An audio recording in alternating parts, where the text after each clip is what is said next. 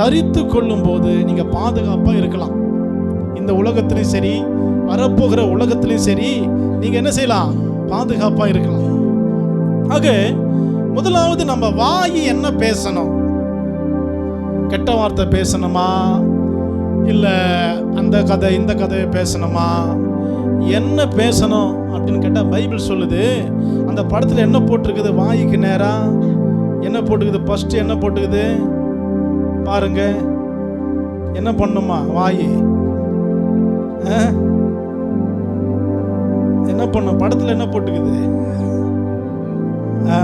எல்லாம் பாருங்க. ஃபர்ஸ்ட் ஒன்று மட்டும் வாசிங்கய்யா, அது விட்டுருங்க. அது ஃபர்ஸ்ட் வாயிலிருந்து வாய் ஸ்தோத்திரம் பண்ணுவது. நல்லா கவனிங்க. உங்களுடைய வாய் ஸ்தோத்திரம் சொல்ற நாவாக இருக்க வேண்டும். பான் பராகு வைக்கிற வாய் கிடையாது. நிறைய வாய் பான் பராகு வாயா தான் இருக்குது. நல்ல அழகா இருப்பான், வாயை திறந்தா பல்லு புள்ள பான் பராகு. ஸ்தோத்திரம் பண்ணுங்க. நம்முடைய வாய் ஸ்தோத்திரம் இயேசு ராஜன் பாடி என்ன பண்ணோம்? ஆண்டவரை ஸ்தோத்திரம் பண்ற அந்த வாயை நீங்க மாறுங்க. ஸ்தோத்திரம் பண்ணிக்கிட்டே இருங்க, ஸ்தோத்திரம் பண்ணிக்கிட்டே இருங்க. அந்த கெட்ட வார்த்தைகளை பேசாம ஸ்தோத்திரம் பண்ணுங்க. நாவல ஸ்தோத்திரம் பண்ணணும். கர்த்தருக்கு ஸ்தோத்திரம், பிதாவாகிய தேவனுக்கு ஸ்தோத்திரம், யாவே உமக்கு ஸ்தோத்திரம், யாவே மெக்கடிஷ்கீம் ஸ்தோத்திரம். இதுல தான் ஆவி எழும்புங்க. இந்த ஆவி எழும்புனாதான் சரீரம் நல்ல பலன் அடையும். எப்படி? இந்த ஆவி எழும்புனாதான் சரீரத்துக்கு பலன் வரும். இந்த மஸ்கல் எடுத்து காயில போறாங்களே, அது பலன் கிடையாது. காயில போட்டு அவன் பார்த்துப்பான், என்னடா பலனே ஏற மாட்டுது.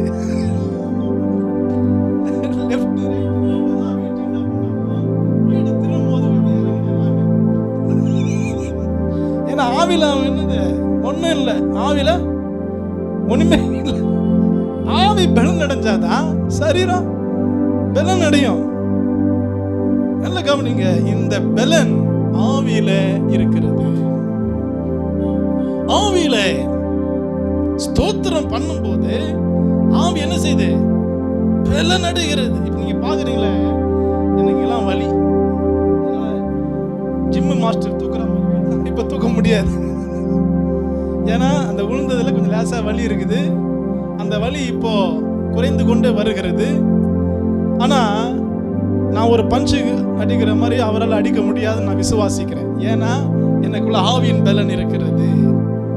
அது எப்படி கிடைக்குதுன்னா ஸ்தோத்திரம் பண்ணும்போது தான். கெட்ட வார்த்தை பேசும்போது பலன் வருமா? மாமிச பலன் தான் வரும். அது கொஞ்ச நேரத்தில் இறங்கிடும். ஆவியின் பலனை நீங்க பெறணும்னா ஸ்தோத்திரம் பண்ணுங்க. ரெண்டாவது சங்கீதம், கீர்த்தனை, ஞான பாட்டு பாடுங்க. என்ன அருமையா ஆண்டவர் இதெல்லாம் சொல்றாரு பாருங்க. இதெல்லாம் நான் மேல தியான வசனம் போட்டிருக்கேன்ல, அதுல இருந்து நான் குறிப்பு எடுத்து நான் இது எழுதியிருக்கிறேன். சங்கீதம் என்றால் ஸ்தோத்தரித்து பாடுகிற பாடல். இப்ப பாடல ஸ்தோத்திரம் இயேசுநாதா பண்ணலாமா? ஸ்தோத்திரம் இயேசுநாதா, அந்த அது மாதிரி பாடல். ஞான பாட்டு என்றால், கீர்த்தனை என்றால் கர்த்தரை புகழ்ந்து பாடும் பாட்டல். புகழ்ந்து பாடுறதுதான் கீர்த்தனை. ஞான பாட்டுன்னா பக்தி பாட்டு. பக்தி பாட்டு இதெல்லாம் நீங்க என்ன செய்யணும்? வீட்டில் நீங்க பாட வேண்டும். நல்லா பாடுங்க. அதனால நீங்க கூட இங்க முன்னாடி பாடலாம். நல்ல ஒரு இப்படிலாம் நீங்க பாடும். ஞான பாட்டு, சங்கீதம், கீர்த்தனை இதெல்லாம் நீங்க என்ன செய்யணும்? இந்த இதெல்லாம் நீங்க பாடுங்க. யாராவது பாட்டுலாம் வீட்டில் பாடுற பழக்கம் இருக்குதா? தனியா யாராவது பாருங்க, பாடுறீங்களாமா? இதெல்லாம் கொஞ்சம் பாடுறீங்களா? இல்லையா? பாடுங்க. நாளில் இருந்து என்ன பண்ணுங்க, இந்த அம்மாவோட அதான் நான் சொன்னேன், அம்மா பாடுறாங்க. என்ன பண்ண, காலையில் ஒரு பாட்டாவது என்ன பண்ணுங்க, பாடுங்க. நல்லா உச்சரிச்சு பாடுங்க. மூலங்கீழ இருந்தால் கூட கை தட்டி நீங்க பாடலாம். அதுதான் உங்களுக்கு ஒரு நம்பிக்கை கொடுக்கும். வசனம் தான் வாசிக்கணும்னா பாட்டாவது என்ன செய்யலாம், நீங்க பாடலாம். தயவுசெய்து எனக்கு அதெல்லாம் ஆசையா இருக்கு, பாட்டெல்லாம் பாடுறதுக்கு.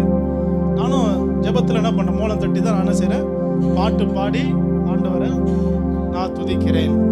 நல்லா கவனிங்க. அப்புறமா போதிக்கிற வாயா இருக்கணும். இந்த வாய் என்ன பண்ணும்? நல்ல காரியங்க போதிங்க.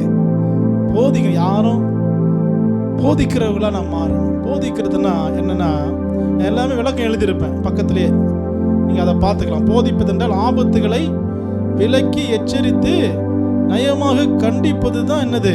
போதிக்கிறது. ஒரு ஆபத்து வருது, இந்த ரோட்ல போனா உனக்கு பள்ளம் விட்டுருக்குறாங்க, அங்க போயிட்டு அதை அங்க கீழே விழுந்துருவ, ஒரு போதிக்கிறாங்க. இதுதான் போதிக்கிறது. இப்படியாப்பட்ட அறிவு நமக்கு இருக்க வேண்டும். அப்புறம் புத்தி சொல்லுவது, ஒருவர் செய்ய வேண்டிய முறைகளை கற்பிப்பது, வெற்றி சிறக்க வழிகளை கூறுவது. புத்தி சொல்றோம், அவனுக்கு புத்தியே இல்லை, இப்படி செஞ்சா நீ நல்லா வருவியா? பெற்றோர்லாம் இதை சொல்றாங்களா பார்த்தா கிடையவே கிடையாது. யாருமே இதை சொல்லுவாங்க, ஏனோ வெற்றி சிறக்கிறது எதாவது சொல்றாங்களா? எங்க வீட்டில் யாரும் அந்த மாதிரிலாம் சொல்லுங்க. புத்தி சொல்லுகிறவர்களாக நாம் இருக்க வேண்டும். அப்புறம் இந்த வாயில என்ன இருக்கணும்? உண்மை இருக்கணும். எப்போ பார்த்தாலும் பொய். ஒரு சிலவங்க நிமிஷத்துக்கு நிமிஷம் பொய். அதில் காசு, அந்த காசு எதுக்கு தரல இது பொய்யாவே. வாயில உண்மை இருக்கணுங்க. உண்மை என்பது சத்தியம். உள்ளத்துல ஒரு மெய், வாயில ஒரு மெய், செயல்ல ஒரு உண்மையா இருக்கணும். பேசுற பேச்சுல உண்மையா இருக்கணும், உள்ளத்துல உண்மையா இருக்கணும். இதெல்லாம் தான் என்ன பண்ணணும்? வாயிலிருந்து வரணும். தேவையில்லாத கெட்ட வார்த்தை, தகாத கட்டு கதைகள், என்னென்னதோ கட்டுக்கதைகள் பேசுறாங்க. என்னென்னதோ கட்டுக்கதைகள். நாரதர் பெண்ணா மாதிரி செமனை கல்யாணம் பண்ணிக்கினார். இதெல்லாம் தேவையில்லாத கட்டுக்கதைகள். என்னென்னதோ பேசுறாங்க. அழுக்குல இருந்து ரொம்ப பேசுவாங்க. யாரோ குளிச்சுட்டு இருந்தாராம் சிவனு, அந்த அழுக்குல விநாயகர் வந்துட்டாராம். என்னென்னதோ சொல்லி பூஜை பண்ண. அதுக்கெல்லாம் ஐயோ நீங்களாம் குளிக்காம வந்துட்டீங்க. பிசாசு தேவையில்லாதவைகளை என்ன பண்ணிட்டான்? மண்டையில் நுழைச்சிட்டான்.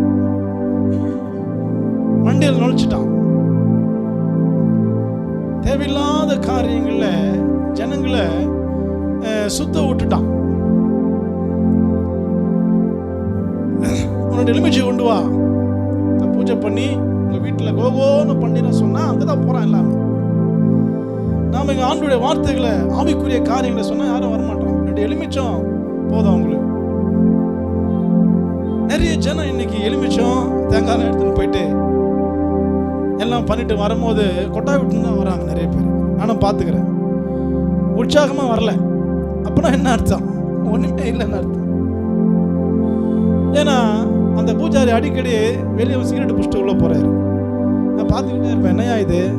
எல்லாம் பக்த கோடிகள்லாம் விசுவாசத்தோடு வராங்க, எலுமிச்சம் தேங்காய்லாம். இவர் என்ன பூஜை பண்ணிட்டு ஒரு 1 hour வெளியே சிகரெட் புஷ்ட்டு போறாரு. ஜனங்க கண்டுக்க மாட்டாங்களே. அந்த அம்மாவுக்கு நான் ஃபோன் பண்ணி சொன்னேன், ரூத் அம்மா கிட்ட, ஏன்பா தம்பி இதுக்கே இப்படி சொல்றிய?